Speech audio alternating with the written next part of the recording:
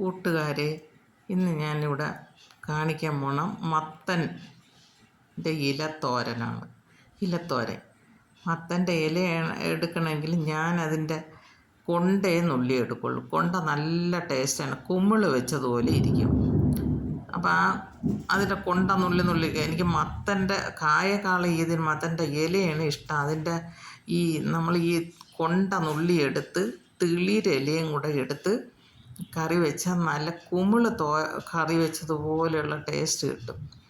അതിൻ്റെ ഈ തിളിരിലയും നമ്മൾ കീറി വെച്ചിട്ട് മത്തൻ്റെ കൊണ്ട അടുക്കി വെച്ചാണ് മൊത്തം അരിഞ്ഞെടുക്കേണ്ടത്. കൊണ്ട നുള്ളി എടുക്കുമ്പം വീണ്ടും ഇഷ്ടം പോലെ കൊണ്ട തിളുത്ത് കയറും. പിന്നെ കുറച്ചും കൂടെയൊക്കെ ആകുമ്പം കായ്ക്ക് വിടുമെന്നുള്ളതേ ഉള്ളൂ. കൂടുതൽ ഞാൻ ഇലയ്ക്ക് വേണ്ടിയിട്ട് എന്നെ മത്തൻ അങ്ങ് നട്ടിട്ടേക്കും. അതാണ് നല്ലത്. മത്തനേക്കാളും എനിക്കിഷ്ടം ഇതാണ്. അങ്ങനെയാണ് ഞാൻ ഈ മത്തൻ്റെ തോരൻ വയ്ക്കുന്നത്. ഇനിയും അതിൽ കൂടെ ഞാൻ കുറച്ച് ഇത് അരയ്ക്കേണ്ടത് തേങ്ങയും പച്ചമുളകും ജീരകവും കൂടെയാണ് അരച്ചെടുക്കുന്നത്. അതിൽ കുറച്ച് പൊന്നാങ്കണ്ണി ഒരു പിടിക്ക് കൂടെ ഞാൻ അതിലിടും. എന്തെങ്കിലും ഒരു ഐറ്റം മാത്രമല്ല, 2 ഐറ്റമൊക്കെ ഇട്ടാണ് ഞാൻ വയ്ക്കുന്നത്. അപ്പോൾ അതിൻ്റെ കൂടെ ഒരു പിടി പൊന്നാങ്കണ്ണിയും കൂടെ അരിഞ്ഞിടും. എന്നിട്ട് തേങ്ങയും പച്ചമുളകും ഞാൻ നട്ട പച്ചമുളക് തന്നെയാണ് എടുക്കുന്നത്. ഈ പൊന്നാങ്കണ്ണിയാണെങ്കിൽ ഇങ്ങനെ കയ്യിലോട്ട് വാരി പിടിച്ച് അടുക്കിയെടുക്കാൻ ഒക്കില്ലല്ലോ, ഇങ്ങനെ വെച്ച് അരിഞ്ഞെടുത്താൽ മതി. കുറച്ച് കൂടെ കയ്യിലിട്ട് അപ്പം നല്ല ടേസ്റ്റായിരിക്കും. ഈ മത്തൻ്റെ ഇല നല്ല കുമ്മിൾ കറി വെച്ചതുപോലെ തന്നെ ഇരിക്കും. എന്നിട്ടത് അരിഞ്ഞെടുത്തിട്ട് കുറച്ച് എണ്ണയിൽ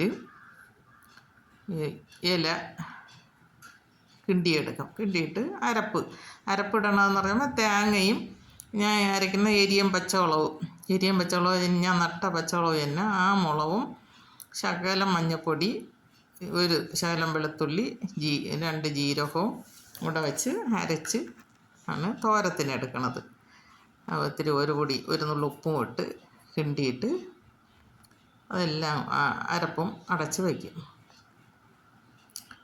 ഇങ്ങനെയാണ് ഞാൻ വയ്ക്കുന്നത്. ഇത് ഞാൻ പാവയ്ക്ക മെഴുക്ക് വരട്ടുന്ന ഉച്ചത്തേക്ക് ഞാൻ നട്ട പാവയ്ക്ക തന്നെയാണ്. എരിയും മുളകും സവാളയും കൂടെ അരിഞ്ഞിട്ടാണ് അത് മെഴുക്ക് വരട്ടി ഉണ്ടാക്കുന്നത്. അതാണ് ഇന്ന് എൻ്റെ ഉച്ചത്തെ കറി.